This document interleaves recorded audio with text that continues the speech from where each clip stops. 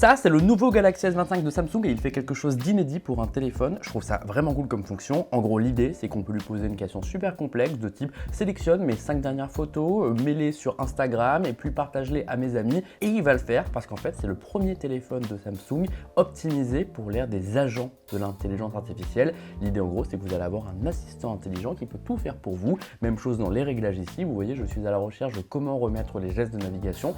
Et ben, j'ai pas à juste taper gestes, trouver les bons mots-clés, je peux juste le demander avec une phrase et ça va retrouver automatiquement le bon réglage. En fait, les Galaxy S25 de Samsung, si on les regarde de près, il n'y a pas tellement de différence par rapport à l'année dernière. Il y a toujours S25, S25 Plus et S25 Ultra et la différence en fait elle est dans le design, dans le sens où ces trois appareils partagent plus de code qu'auparavant. Avant, le Ultra avait son propre design carré, maintenant tout se ressemble avec des courbes un petit peu plus arrondies. La vraie différence, elle est sur le logiciel, comme je vous le disais, il y a vraiment cette idée de super assistant intelligent, donc c'est Google qui le propose avec la possibilité de contrôler des choses qui vont se passer dans une application. C'est aussi dispo en France et en français d'ailleurs, c'est plutôt une bonne chose. Il y a aussi une copie de la Dynamic Island d'Apple, vous voyez ici, ça s'appelle la Now Bar et ça va vous mettre les résultats sportifs, la musique, l'itinéraire Google Maps et vous avez juste à toucher une fois pour ouvrir un raccourci un petit peu plus gros. On a aussi la possibilité de générer des images sur mesure, ça rappelle pas mal ce qu'Apple fait avec Apple Intelligence. Et il y a un outil pour le coup piqué à Google avec les pixels qui s'appelle Meilleure Pose qui permet de changer la tête des personnes dans un selfie de groupe pour que tout le monde soit beau. Les Galaxy S25, ils utilisent la nouvelle puce de Qualcomm, la Snapdragon 8 Elite avec 12 Go de RAM. Les 3 seront disponibles le 7 février